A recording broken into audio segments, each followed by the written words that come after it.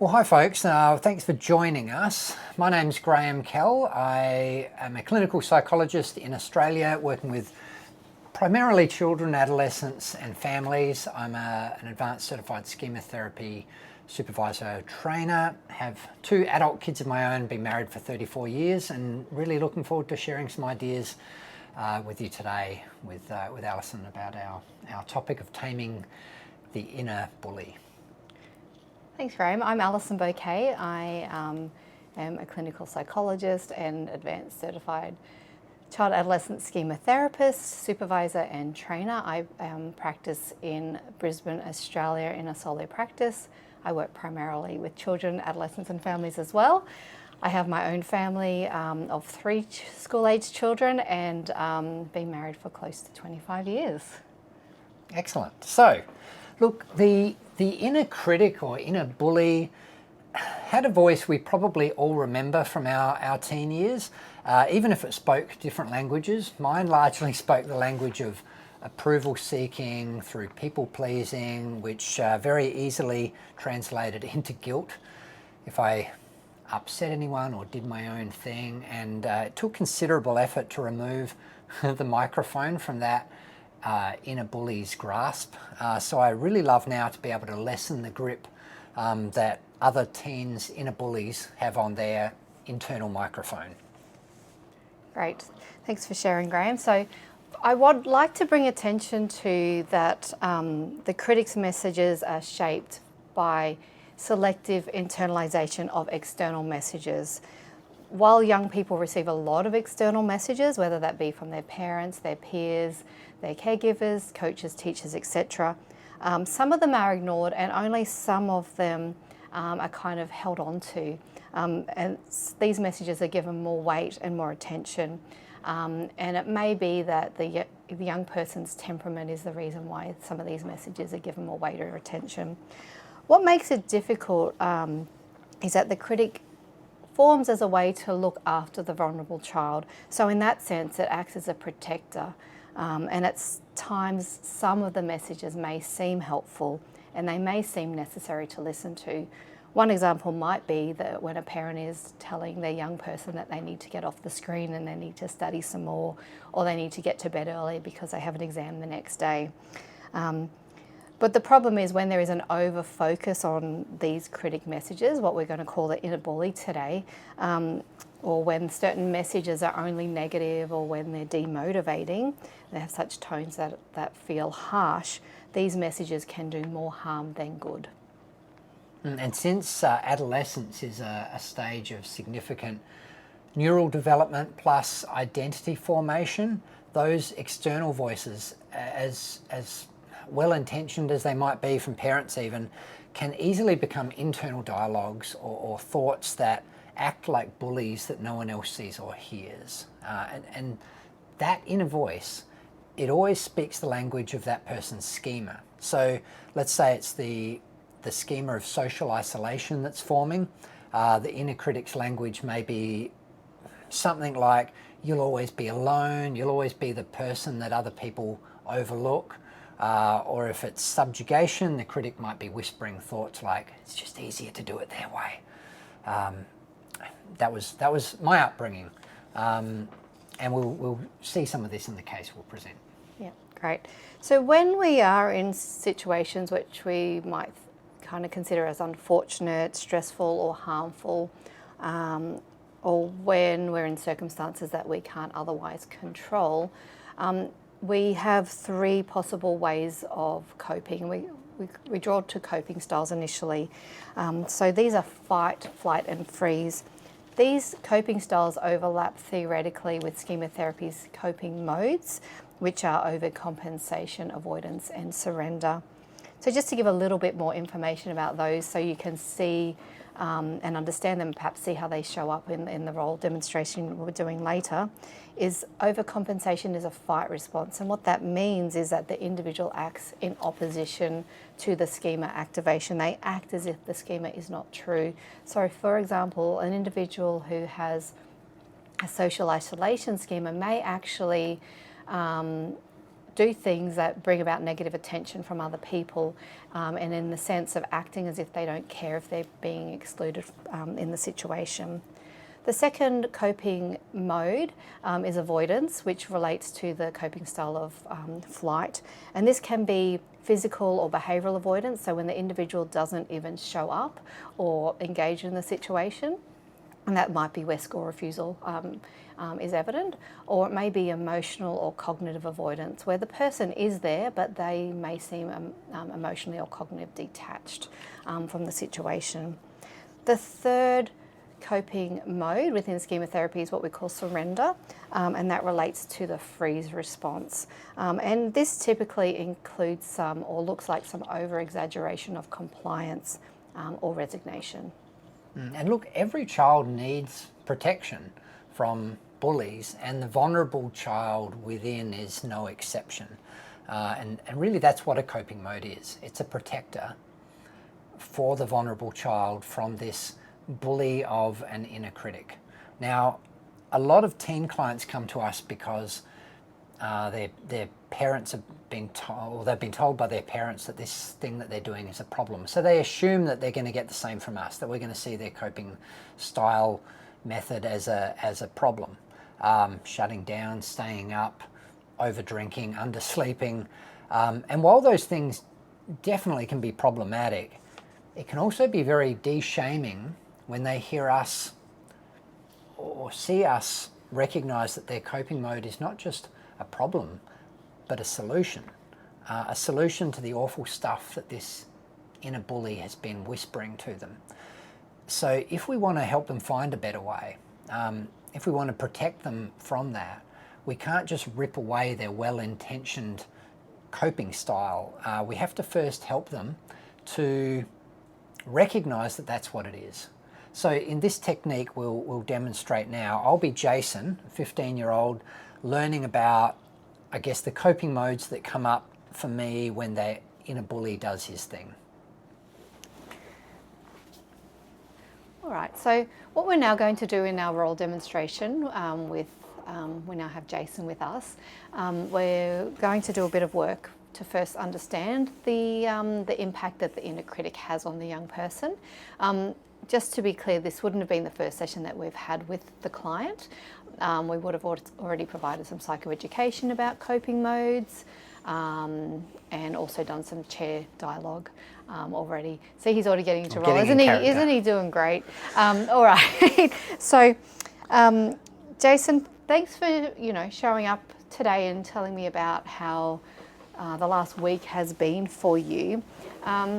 In previous sessions we've talked about the different coping modes that can come up when we have certain schemas that get triggered and that feel a bit much, or also when our own inner critic, or as we've been calling it, our inner bully, kind of speaks really loudly and gives us a hard time, that these coping modes show up in response to those. I wonder if you've recognised kind of any of those. Let me read this statement, because this is a statement that you shared with me, and this kind of relates to your schema and the schema that your inner critic, your inner bully, has really held on to. Yeah, I remember. So I'll just read it aloud if that's okay. So, you'll always be alone because you're so boring. People will always overlook you. What comes up for you? I don't even like to think about it. Yeah, that was a pretty quick and strong response, wasn't it? Like, I could see you even like being a bit repelled by seeing that. Yeah, I just don't like thinking about it. Yeah. Well, you know what you've done perfectly right there is identify the first coping mode. So I'm going to bring out a chair for that, if that's okay. And this is the one, I might even put this over here actually, because it feels like you want to have a bit of distance with this one. Yeah, okay. Potentially, I mean, maybe in the wrong spot, but that's the one. I don't want to. Don't think about it. Just don't think about it. Yeah. How did you notice? Well, wonder actually if you were to sit in that chair just for a minute, if that's okay. How do you just land in that chair and be that mode? I don't want to think about it. What do you notice? How you feel now that you're sitting in that chair? Kind of feel nothing. I guess is what I feel. But then I don't always just feel nothing. Sometimes I don't always just not think about it. Sometimes I think about it a whole lot. Yes. right? And I think, because it's true, right? Like, they're not interested in my stuff. I am kind of, my stuff, my music, it's kind of boring to them. So it kind of makes sense for me to just, well, sometimes to think a whole lot about it and just make sure I do stuff their way. So what you've named there is another part of you. It's not this part, isn't it? You've done a really good job at recognising it's not this all the time. It's not this all the time. Yeah, so we need another chair for that, don't we? Yep. So as I'm putting up the chair, I wonder if you could think about what we call this. Just do it. Just do it there. Just do it their way. Yep. Yep. Because I'm my way's not really interesting to them. So at least that way I fit in. So you can, so it's kind of telling you why you need it. Why you need that. Just do it their way. Yep. You'll fit in if you do it that way. Would it be okay to invite you to sit in that chair for just a minute?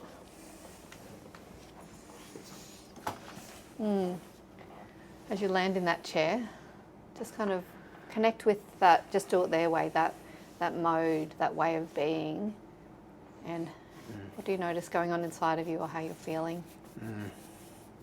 I feel a bit fake. Like, their music's crap, but I have to pretend to like it. And as soon as I've talked about mine, they just don't. I guess feel rejected, so I can't be me. Yep. I feel like I can't be me. Yeah, so...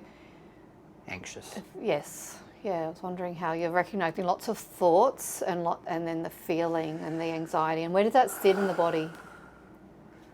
Don't really know, but maybe like I feel nervous. So Like even a though nervous feeling. a nervous feeling. So But I'll be found out oh, you'll be found out, right? Yeah. So even though there's this sense of that I'm faking it. yeah, yes, you're faking it. You can't be authentic. You can't be who you really are. They won't accept you for who you really are. So even though there's this sense of I need this way of being, this coping mode, it brings about lots of discomfort too, doesn't it? Yeah. Yeah. I kind of feel like I need to be in this one, but it's not very comfortable. Yeah. Jason needs you, but yet you also, it's really uncomfortable for him to be in here as well. Yep. Yeah, that's we've spoken about two of the coping modes actually. So what you've got here is like that kind of surrender compliance mode. Yeah. That kind of resignation, that coping mode, and this other one over here is a form of avoidance. Don't think about it. Don't want to think about it. Yeah. Do you feel compelled to go back to that one? Is there something else coming up for you? Or It's one or the other. Yeah. Okay. I flip between them. Yeah. So we've also spoken about a third coping mode being overcompensation or a fight coping response where... Yeah, it's not me. Not you. That's not how you show up in the world. It wasn't the sense I had about you, but I also just wanted to, remind us of that. That's a possibility. That's the way these two are my hangs. Okay. Yeah. These two sound like they're pretty good buddies. Yeah. Yeah, even though they don't, they're not always Jason's good friend. Yeah. But at the same time, they also serve him well, actually. Yeah, so if I can step out of, just stepping out of Jason's role for a minute. Yeah. I just to speak into our conference bit, I can feel where Alison's leading me in this. To sort of name my main two positions as these two literal positions in the room. And when I can, I guess, what I liked was when you were trying to help me to feel what that is. Because when I can feel that outside of the room, then I know maybe it's one of these two positions that are coming up. Just, I guess, be aware too that sometimes, at least from my experience as a therapist, boys find this particularly difficult because they're still really socialised, right, to inhibit, to not feel. So just keep that in mind by working with it gently, as Alison was here. Yeah, great. So now that we've spent a little bit of time understanding the coping modes that come up when the critic is trying to have a go at Jason, we've had this shared understanding of what that's like for him when these coping modes show up. We're now going to move into understanding and identifying an inner critic.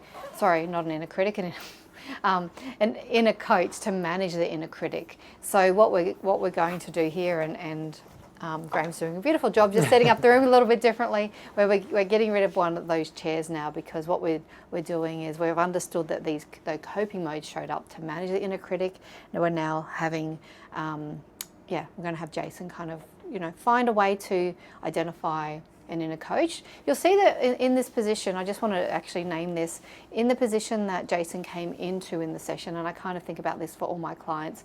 I think about that's actually, they're coming into that position of their competent and wise, or competent and wise part. Today we're going to talk about one of the team members of the competent and wise team, but the part that brings the client to therapy every session, I think about as their competent and wise part, the part of them that has wisdom to know that the way things are for them aren't right, don't feel right, don't serve them well, even if they can't always name that. So today you'll see that I'm talking to this part of Jason, who's sitting in that chair, as we start to identify that inner team member of the inner coach. Okay, so Jason, just back to all, just had a little pause, and we're going to keep going, and you've done an amazing job. Thank you for letting me understand those two coping modes that show up for you when your inner bully is giving you a really tough time. That was really beneficial for me to hear. It also seemed like there was a bit more insight that, or understanding that you developed through that process as well. But what what we've worked out, one of it is to shut the critic, the schemas down, and one of it is to kind of just go along with what it's saying. And it sounds like each of them come from a place of trying to take care of you and your own vulnerable child, but at the same time they don't always serve you well, as we identify there's some kind of pain or discomfort that still goes along with those coping modes. So what I'm suggesting that we do now is see if we can find a third way, another part of you that might be able to manage or respond to the inner bully. So therefore the roles of those coping modes aren't really necessary anymore. I wonder how that sounds to you to give that a go. I'll give it a go. Give it a go, yeah. Fantastic. I really appreciate that you're willing to try new things in here. So yeah, like as we said, those parts of you protect you, but they don't always work well. So what I'm going to do is, I've got this again.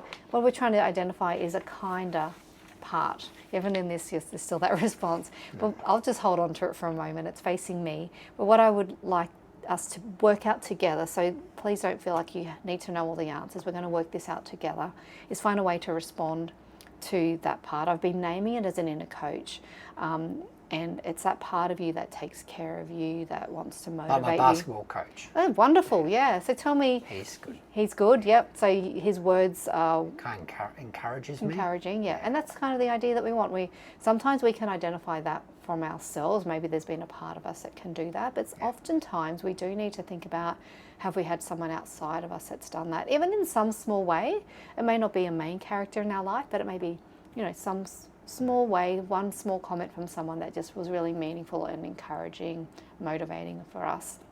It can show compassion to us and take care of us and manage this inner bully that's giving you a really hard time, and meaning that you're responding, you're coping in ways that make a lot of sense, but also they also don't always work well for you. So as we think about this, and maybe what we can do first, I'm not sure how you feel, like you've thought about your coach like pretty quickly, so that's impressive, but do you feel like you've got words that you could borrow straight away from your coach, or would you like me to give you a demonstration of how that might work? I can try. Yeah, you can try. Okay, so what I'm going to do, if it's okay, is I'm going to read these words, but actually before we get into that, see if you can kind of really embody that kind of position of your inner coach, how you might sit, the power you might feel, the strength you might feel within yourself, because remember, it's going to be putting up some limits perhaps to this inner bully, but also show care and compassion to other parts of you and encourage other parts of you. So if you're willing to give it a go first, that would be really great, and we'll see how that feels and rolls for you. So okay. I'm going to read these words to you as you're hearing these words being said by your inner bully. But in your position as an inner coach, I'd really like you to see how you can respond to that. So you'll always be alone because you're so boring. People will always overlook you. That's not true. Like, you're a good person. Something like that. Something like that.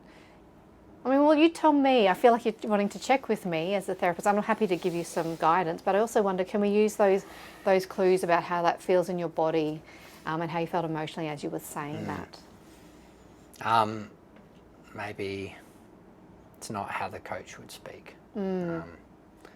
So maybe stop saying that Jason's boring, like he's not. He's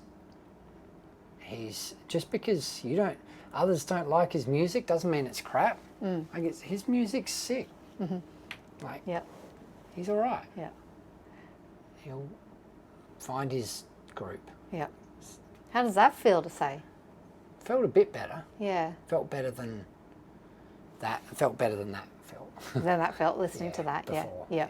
Okay. I wonder if we also need to add a little bit about, because your critic, if you remember, like the inner critic, says that he'll never have friends, he'll never fit in. But me sitting here as a therapist thinks no one knows the future, no one can predict that. Okay. So how do we put a limit or a stop to that kind of predictive kind of speech or thinking as well? You said to me once before, no one knows the future. Put that bit in too. Yeah. Okay. Yeah. Like, shut up. He's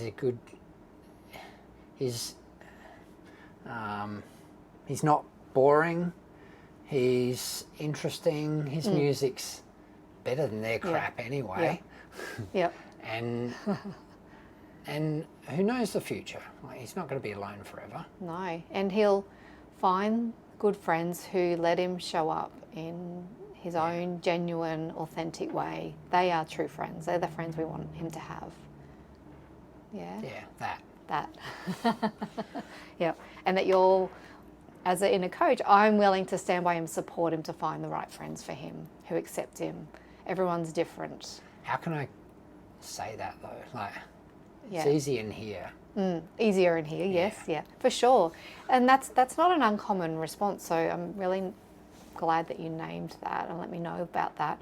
Often, there's two parts to that. Often one is, first we have to recognise when the inner critic or inner bully is having a good go at us, and kind of when our coping modes want to step in. So that's why we spend a little bit of time just before, noticing the physical sensations and the emotions. So they're our like warning signs or cues that actually I'm about to step into a coping mode.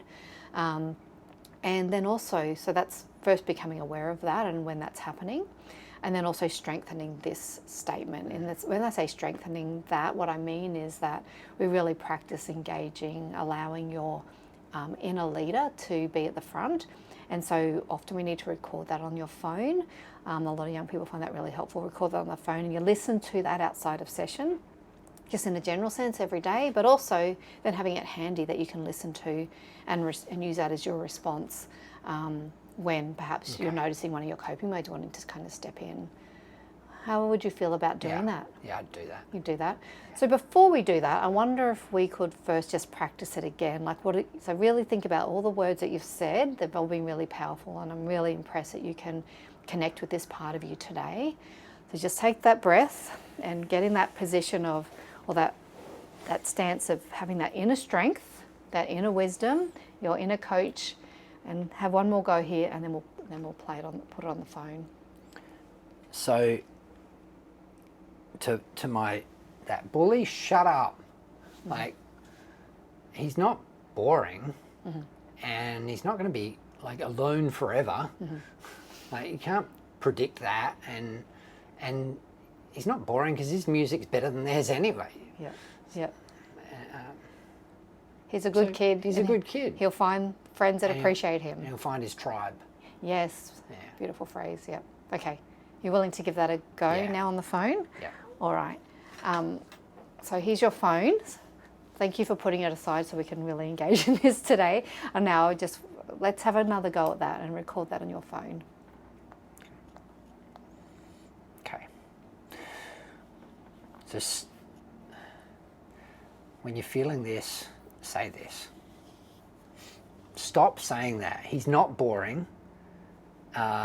His music's more sick than all of theirs anyway. Like, there's, you can't predict the future. He's not going to be alone, and you just need to shut up. Mm-hmm. Great, excellent.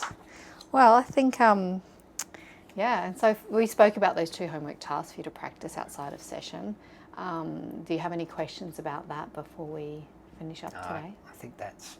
I'll give it a go. Yeah, and look, it may take some practice, so if don't feel like embarrassed or any other uncomfortable feelings, if you come back next time and go, it was really hard to engage with Alison, like that's okay. And you can show up and bring that into the session, and we can work out what's gotten in the way of that the next session, and work on whatever parts of you have gotten in the way of you using that beautiful inner coach message. All right. Great. I often find that teens know very well that there's this part of them that they don't much like about themselves, whether it's the inner bully, inner critic, or whether it's this coping mode, but it feels like a necessary response to a part of life that they don't much like, and so they feel stuck, and it feels difficult for us to dislodge that. But when they can see that there is this part of themselves that they do like, or can recall another person like Jason with his coach who does like them, then we have an opening for a different sort of dialogue. And this is why we advocate for experiential exercises so much.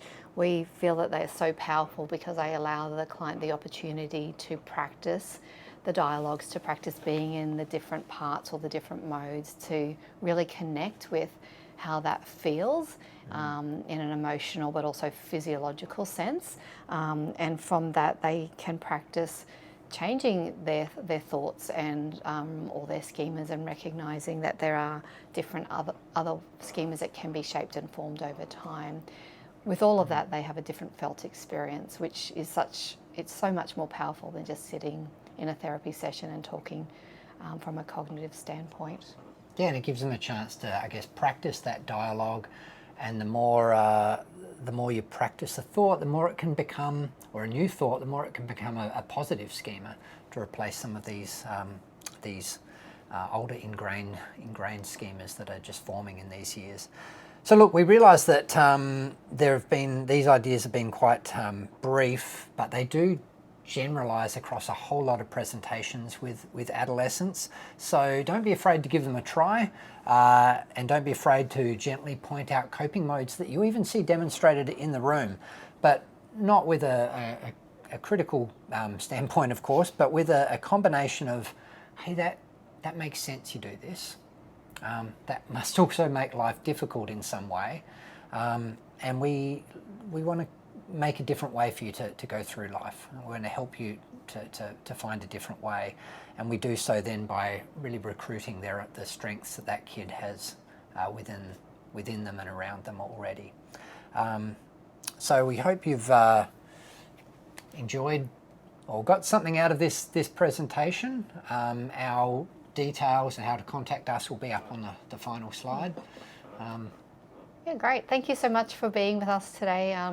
And yeah, like Graham has already said, we hope that this has given you some new food for thought and some new motivation to try perhaps a technique that you've not been comfortable to, or you felt hesitant of how to approach. And just know that with some clients you need to repeat these kind of mode dialogues a number of times across a number of sessions. But thank you so much for your presence today. Bye. Bye.